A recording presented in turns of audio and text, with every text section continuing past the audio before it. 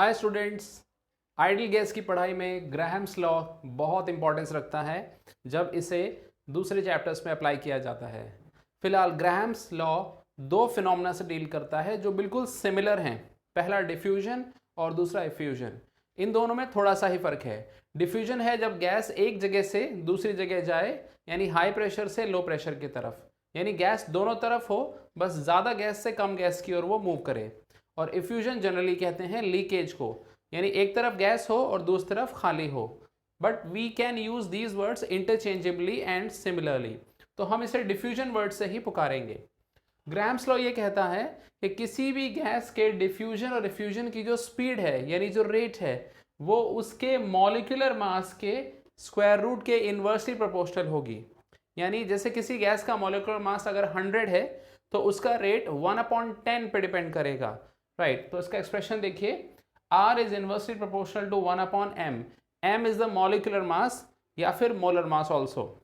और अगर आपको दो गैसेस का रेट कंपेयर करना हो तो RA/RB में आपको सामने रखना पड़ेगा स्क्वायर रूट MB/MA। यानी A अगर ऊपर है तो उसका मॉलिक्यूलर मास नीचे होगा और B का रेट नीचे है तो उसका मॉलिक्यूलर मास ऊपर होगा। यही मतलब हुआ इनवर्स प्रोपोर्शनैलिटी का। कई बार ग्राहम्स लॉ को इस तरह से भी किताबों में बताया जाता है, लाइटर गैस डिफ्यूजेस फास्टर। यानी हल्की गैस जिसका मॉलिक्यूल हल्का होगा वो तेजी से लीक हो जाएगी। आप यहाँ देख सकते हैं, अगर Mb का वैल्यू ज़्यादा है Ma से तो ये फैक्टर 1 से ज़्यादा होगा। सो Ra will be greater than Rb, यानी A की स्पीड किसी भी सिलेंडर से या सिस्टम से निकलने की B के मुकाबले ज़्यादा होगी। अब सवाल ये उठता है, क्वेश्चंस में रेट को किस तरह से दिया जा सकता है या एक्सप्रेस किया जा सकता है।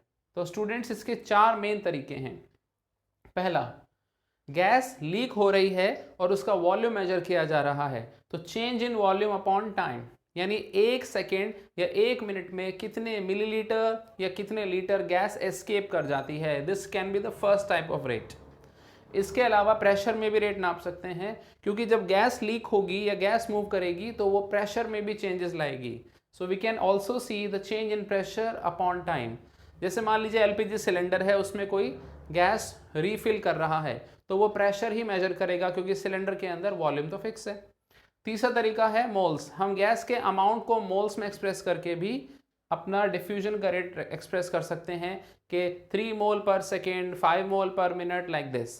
और फाइनली है दैट इज डिस्टेंस ट्रैवल्ड। कई बार गैस किसी जगह से रिलीज होती है और वो कितनी दूरी तक फैल जाती है, इसको भी हम रेट में एक्सप्रेस कर सकते हैं। जैसे unfortunate event of Bhopal gas treasury, जिसमें मिथाइल आइसोसाइनेट की गैस रिलीज हो गई थी, तो वो थ्रू आउट द टाइम पूरे सिटी को कवर कर लेती है। इस तरह का पोटेंशियल उसमें था।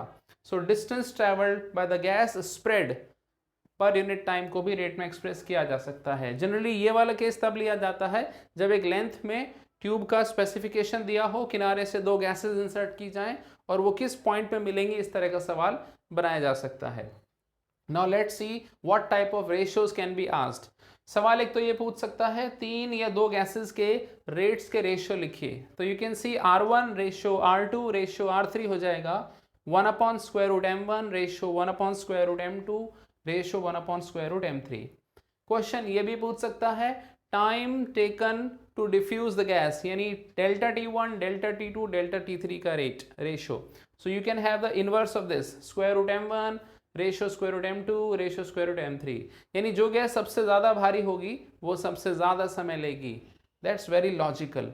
अब आखिरी पॉइंट, अगर मिक्सचर का डिफ्यूजन कराया जाए तो ग्राहम्स लॉ के एक्सप्रेशन में न्यूमरेटर के अंदर मोलर रेशियो या पार्शियल प्रेशर रेशियो भी आ जाएगा। जैसे यहाँ देखिए, मान लीजिए A एक हल्की गैस है और A और B का अंदर का रेशियो है Na/Nb और बाहर रिलीज होने वाली गैस के मिक्सचर का रेशियो है Na- और Nb-। तो जो बाहर मॉलिक्यूल्स आ रहे हैं वो Na- और Nb- वो डायरेक्टली Ra और Rb पे डिपेंड करेंगे। यानी जिसका रेट जितना ज़्यादा होगा उसके मॉलिक्यूल उतने ज़्यादा आ जाएंगे। यानी बाहर का molar ratio is just the ratio of rates. Right, आप उसको यहाँ से भी रिलेट कर सकते हो। और दूसरा, अब ग्राहम्स लॉ में मोलर मास के अलावा अंदर का मोलर रेशियो भी डायरेक्टली डिपेंड करेगा। जो गैस जितना ज़्यादा मौजूद होगी उसमें उतना पोटेंशियल होगा डिफ्यूज होने का। तो फाइनली RA/RB हो जाएगा internal ratio Na upon Nb और square root Mb upon Ma जो पहले देखा गया था। अब एक चीज़ ध्यान से देखिए, हमने माना है A हल्की गैस है, यानी Mb की वैल्यू Ma से ज़्यादा है, तो ये जो स्क्वायर रूट में फैक्टर है ये 1 से ज़्यादा हुआ, और आप देख सकते हैं अंदर के मोलर रेशियो में एक फैक्टर मल्टीप्लाई हो रहा है जो 1 से ज़्यादा है, और वो दे रहा है बाहर का मोलर रेशियो। इसे कहते हैं एनरिचमेंट, यानी A का अमाउंट प्रोपोर्शनली बढ़ गया है B के मुकाबले। दैट मीन्स डिफ्यूज होने से A ने अपनी प्रोपोर्शन को बेहतर कर लिया, यानी वो एनरिच हो गई। So this thing is called enrichment factor, और ये एक डिफ्यूजन में हुआ है। इसको अगर हम लगातार डिफ्यूज कराएं तो ये फैक्टर ज्योमेट्रिकल प्रोग्रेशन की तरह मल्टीप्लाई होता चला जाता है, जो अभी हम एक क्वेश्चन के अंदर देखने वाले हैं।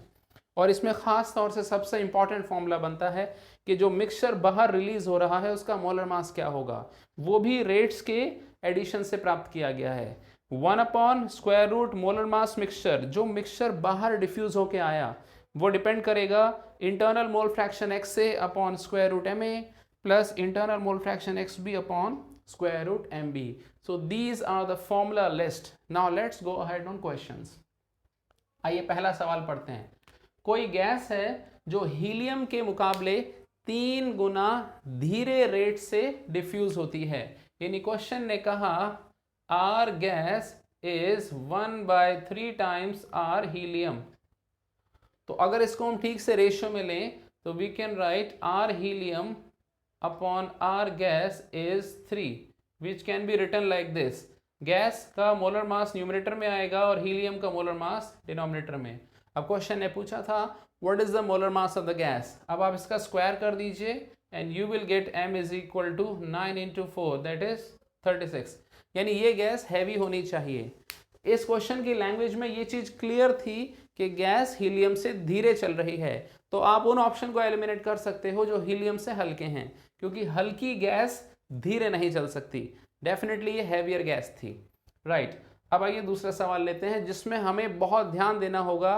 देखिए रेट्स को कभी भी मास पर यूनिट टाइम में एक्सप्रेस नहीं किया गया है, तो हमें ऐसे क्वेश्चन में पहले रेट को मोल पर मिनट में ही चेंज करना होगा। So let's have the question.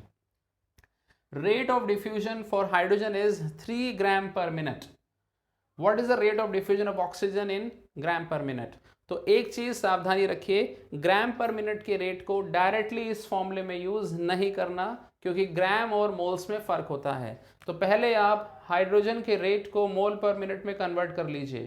तो 3 ग्राम पर मिनट हो जाएगा 3/2 मोल पर मिनट, राइट। अब आप ऑक्सीजन का रेट डिटरमाइन कीजिए। So we can write RO2 upon R hydrogen that is equal to square root 2/32। तो ये हो जाएगा 1/4, 16 के स्क्वायर रूट से। Now we can cross multiply this. You will get RO2 is equal to 3/8 मोल पर minute. अब आप इसमें ऑक्सीजन के मोलर मास 32 से मल्टीप्लाई कर सकते हैं। So this will finally give you 12 ग्राम पर मिनट। सो इस तरह से करना होगा। याद रखिएगा ग्राम पर मिनट के रेट को डायरेक्टली ग्राम पर मिनट से यूज नहीं करेंगे, पहले मोल पर मिनट में चेंज कर लेंगे। अब आइए अगले क्वेश्चन में लेते हैं। हमने हाइड्रोजन हीलियम का मिक्सचर लिया जिसमें शुरू में बराबर मोल थे, और इसे हमने एक बार डिफ्यूज कराया, फिर उस मिक्सचर को दोबारा डिफ्यूज कराया, फिर 3 बार और चौथी बार। अब हम पूछना चाहते हैं 4 बार डिफ्यूज होने से ये किस मोलर रेशियो में आएगा। तो हम ये समझ गए जितनी बार हम डिफ्यूज कराएंगे ये रेशियो मल्टीप्लाई होता चला जाएगा। कैसे? हीलियम का मोलर मास 4 है और हाइड्रोजन का मोलर मास 2 है, तो स्क्वायर रूट 2 का फैक्टर हर बार मल्टीप्लाई होगा। यानी पहला रेशियो है n/n, अगला आ जाएगा √2 टाइम्स 1, अगले स्टेप में आ जाएगा √2 × 2, 2 टाइम्स 1, तीसरे डिफ्यूजन में आ जाएगा 2√2/1, और चौथे डिफ्यूजन में आ जाएगा 4/1। यानी हर बार आप देखेंगे √2 का फैक्टर मोलर रेशियो में मल्टीप्लाई होता चला जाएगा। तो √2 का फैक्टर अगर 4 बार मल्टीप्लाई हो जाए तो एनरिचमेंट फैक्टर हो जाएगा √2 की पावर 4, यानी 2 स्क्वायर विच इज 4। यानी अब हाइड्रोजन 4 गुना ज्यादा हो गई है। That's the beauty of diffusion. अब आइए एक आखिरी क्वेश्चन लेते हैं। Find the molar mass of the diffusion mixture from the equi molar mixture of helium and methane. यानी इक्वी मोलर यानी मोल फ्रैक्शंस हो गए हाफ हाफ, और मोलर मासेस हीलियम का 4 होता है, मीथेन का 16। तो हमें मिक्सचर का मोलर मास निकालना है। So let us apply the logic. 1/√m is equal to 1/2 upon square root 4 plus 1/2 square root 16। तो ये आ जाएगा 1/4 प्लस, और ये आ जाएगा 1/8, ये आ जाएगा 3/8।